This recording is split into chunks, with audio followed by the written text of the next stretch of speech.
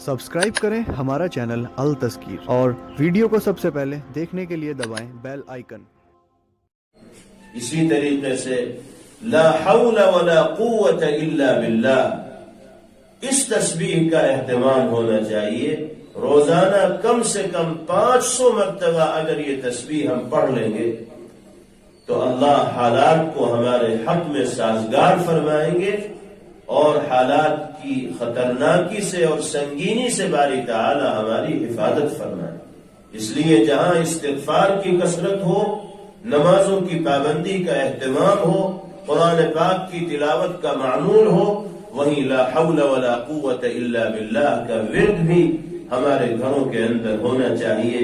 मसाजिद में भी दुआओं का एहतमाम हो रहा है, घरों में भी दुआओं का एहतमाम होना चाहिए। मस्तूरात वक्तन फवक्तन जमा हो और इस तरह की तस्बीहात पढ़कर, आयत करीमा पढ़कर, ला हौला वला कुव्वत इल्ला बिल्लाह पढ़कर अल्लाह के हुजूर दुआ करें।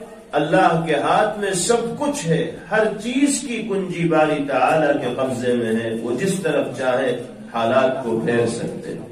और ये भी जहन में रखना चाहिए कि इस्तिग़फ़ार की कसरत के नतीजे में अल्लाह ताला इंसान को मुस्तजाबुद दावात बना देते हैं। यानी जो दुआ करता है इंसान, फिर वो अल्लाह के यहाँ मकबूल होती।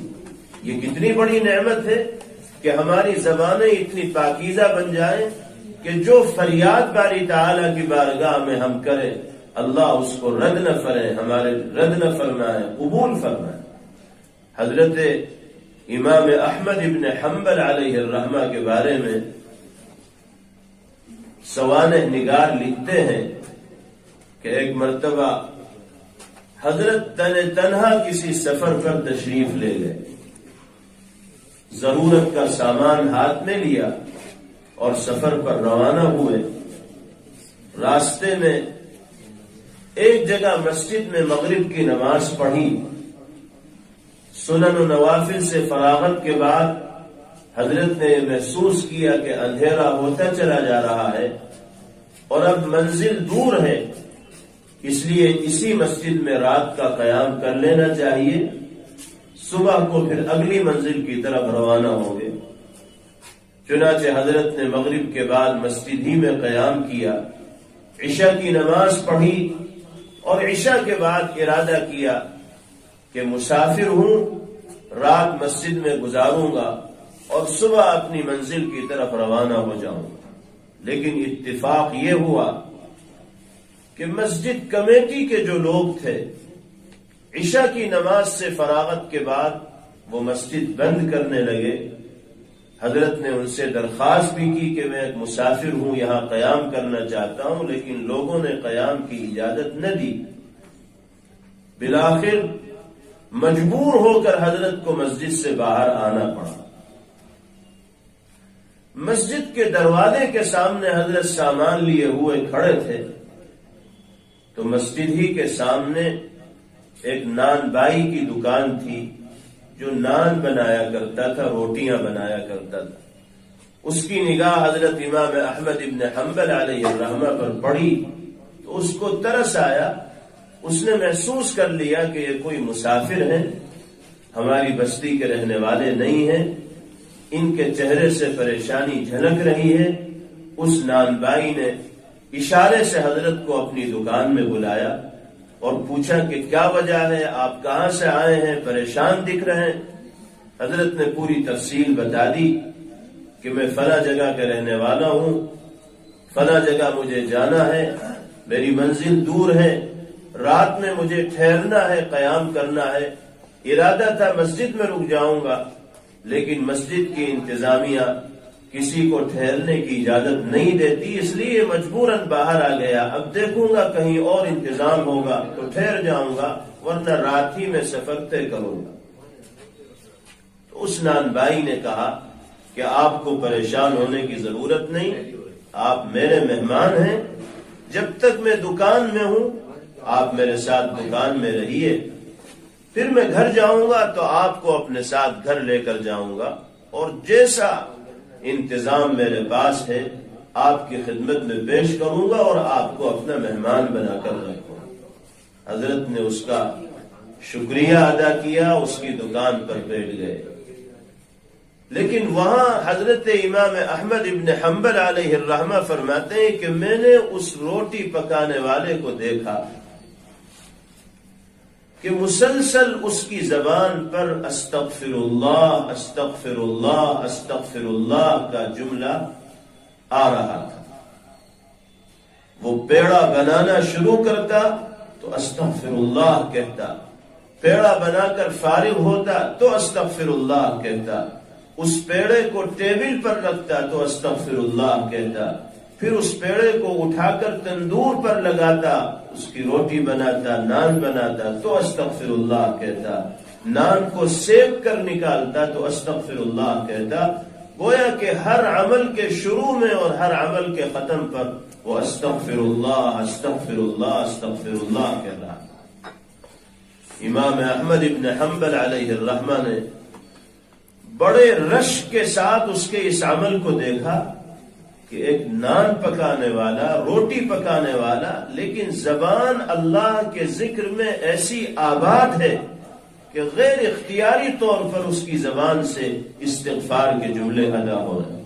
جب وہ نان پکا کر فارغ ہو گیا تو حضرت نے بڑی دعائیں دی، بڑی خوشی اور مسرت کا اظہار کیا اور کہا کہ تمہارا یہ عمل واقعتاً قابل رشک ہے۔ اس نے کہا کہ حضرت مجھے استغفار کی کثرت سے اتنے فوائد ہوئے ہیں، اتنے منافع ہوئے ہیں کہ میں اسے بیان نہیں کر سکتا، اور سب سے بڑا فائدہ استغفار کی کثرت سے جو میں محسوس کرتا ہوں وہ یہ ہے کہ اللہ نے مجھے مستجاب الدعوات بنا دیا ہے، جو میں اللہ سے مانگتا ہوں میرا مالک مجھے عطا کرتا ہے۔ مجھے تو ایسا محسوس ہوتا ہے کہ زندگی میری مرضی کے مطابق گزر رہی ہے۔ کبھی بھی کوئی مسئلہ پیش آتا ہے میں اللہ سے لو لگاتا ہوں، فریاد کرتا ہوں، مجھے اگلے ہی لمحے اپنی فریاد پوری ہوتی ہوئی دکھائی دینے لگتی۔ البتہ ایک دعا اب تک مجھے قبول ہوتی ہوئی محسوس نہ ہوئی، میں بس اسی دعا کی قبولیت کے انتظار میں ہوں، ورنہ اللہ نے اپنے کرم سے اور استغفار کے اہتمام کے نتیجے میں میری ساری دعاؤں کو قبول کیا۔ ایک دعا میری ابھی قبول نہیں ہو سکی، دیکھیے کب اللہ اس کی قبولیت کا دن لاتے۔ حضرت نے پوچھا کہ وہ کون سی دعا ہے؟ تو اس نان بائی نے جواب دیا کہ ہمارے علاقے سے دور ایک بڑے محدث اللہ والے اور بزرگ زندگی گزارتے ہیں، جن کا تذکرہ میں نے بہت سو سے سنا ہے، اور ان کے بارے میں سن کر میری طبیعت مچل رہی ہے کہ میں کسی طرح جا کر ان سے ملاقات کر لوں، ان کی خدمت میں بیٹھ جاؤں، ان کی دعائیں لے لوں اور ان کی زیارت کا شرف حاصل کر لوں، لیکن مجھے یہ دکان، میری یہ محنت، میرا یہ کام یہاں سے جانے نہیں دیتا۔ بار بار سوچنے کے باوجود میں حضرت کی خدمت میں نہیں جا سکا، دعا بھی کر رہا ہوں، استغفار بھی کر رہا ہوں، لیکن میری یہ خواہش پوری نہیں ہوتی۔ حضرت امام احمد ابن حنبل علیہ الرحمہ نے جب اس کی یہ خواہش سنی تو کھڑے ہو کر اس کو اپنے سینے سے لگایا اور ارشاد فرمایا کہ احمد ابن حنبل میرا ہی نام ہے۔ یہ سن کر اس نان بائی کی آنکھوں سے آنسوؤں کی جھڑی لگ گئی۔ امام احمد ابن حنبل علیہ الرحمہ کی آنکھیں بھی بھیگ گئیں، اور یقین ہوا اس بات پر کہ جب ایمان والا صدق نیت کے ساتھ اللہ کے حضور اپنے گناہوں کے سلسلے میں نادم و شرمندہ ہو کر معافی مانگتا ہے تو اللہ ہر طرح کی بھلائیوں سے اس کو سرفراز فرماتے ہیں اور مستجاب الدعوات بھی اس کو بناتے ہیں۔ اس لیے میری قابل احترام مائیں اور بہنیں، میرے محترم بزرگ اور بھائی، ہم سب کو زیادہ سے زیادہ استغفار کا اور اللہ سے لو لگانے کا اہتمام کرنا چاہیے، اور خاص طور پر موجودہ فتنوں سے متاثر ماحول میں جتنا اللہ سے ہمارا رشتہ مضبوط ہوگا اتنی ہی راہیں ہمارے لیے ہموار اور آسان ہوں گی. اور یہ جو موسم چل رہا ہے سردیوں کا، یہ بھی اللہ کی طرف سے مسلمانوں کے لیے انعام کا زمانہ ہے. اس کو غنیمت جاننا چاہیے، اس کی قدر کرنی چاہیے. حدیث پاک میں آتا ہے الشتاء ربیع المؤمن قصر نہارہ فصام وطال لیلہ فقام. فرمایا نبی کریم علیہ السلام نے کہ موسم سرما مسلمانوں کے لیے بہار کا زمانہ ہے، سیزن کا زمانہ ہے. اس لیے کہ اس موسم کے دن چھوٹے ہوتے ہیں تو مسلمان روزے رکھتا ہے، اور راتیں لمبی ہوتی ہیں تو مسلمان کو راتوں کے آخری پہر میں اٹھ کر عبادت کرنے کا موقع ملتا ہے. سردیوں کے روزے آم کے آم اور گٹھلیوں کے دام، نہ پیاس لگے، نہ بھوک لگے، نہ گرمی لگے، نہ دقت و پریشانی ہو، سحری کر کے آدمی بہت آسانی سے شام کے وقت افطار کر سکتا ہے. کوئی تعب و تکان اور دقت اس کو نہیں ہوگی. ہمیں اس موسم کو غنیمت جاننا چاہیے اور جتنا موقع ملے نفلی روزوں کا اہتمام کرنا چاہیے. نبی کریم علیہ السلام خاص طور پر ہر مہینے عربی تاریخ کے اعتبار سے 13، 14، 15 تاریخوں کا روزہ رکھا کرتے تھے، جس کو ایام بیس کہا جاتا ہے. کبھی آپ مہینے کے شروع میں، کبھی درمیان میں، کبھی آخر میں روزے رکھتے تھے. کبھی پیر کے دن روزے رکھتے تھے، کبھی جمعے کے دن، کبھی جمعرات کے دن آپ روزہ رکھا کرتے تھے.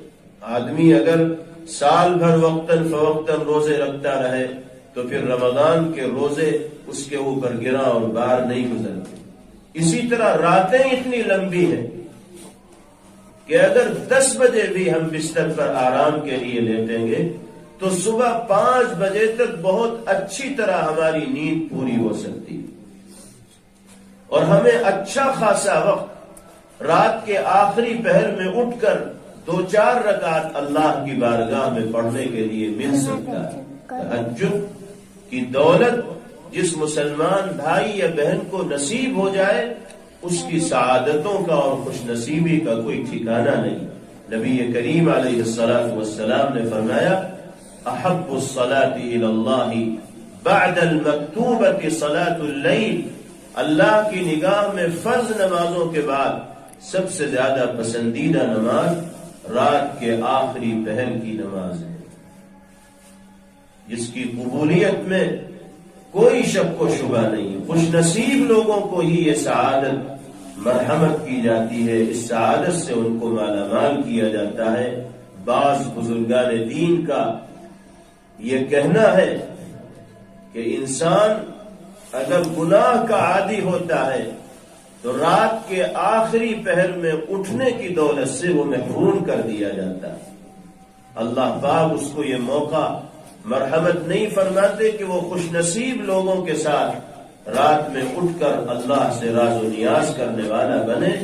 اگر ہمیں رات کے آخری پہر میں اٹھ کر نماز پڑھنے کی توفیق نہیں ہو پا رہی ہے تو ہمیں اپنے گریبان میں جھانکنے کی اور اپنے دن کے اعمال کا محاسبہ کرنے کی ضرورت ہے. بہت ممکن ہے کہ ہمارے دن کے گناہوں کی وجہ سے اللہ رات میں اٹھنے کی نعمت سے ہمیں محروم فرما ہے. اللہ رب العزت والجلال سردی کے اس زمانے کو غنیمت جان کر اپنی مرضی اور منشا کے مطابق گزارنے کی توفیق نصیب فرمائے. دونوں جہاں میں ہم سب کے لیے کامیابی اور کامرانی کے فیصلے فرمائے. حالات کی سنگینی اور خطرناکی کو اللہ رب العزت والجلال عافیت سے اور امن و سلامتی سے تبدیل فرمائے. جو کہا اور سنا گیا ہے باری تعالی اپنے فضل و کرم سے ہم سب کو اس پر عمل کرنے کی توفیق مرحمت فرمائے. وآخر دعوانا ان الحمد للہ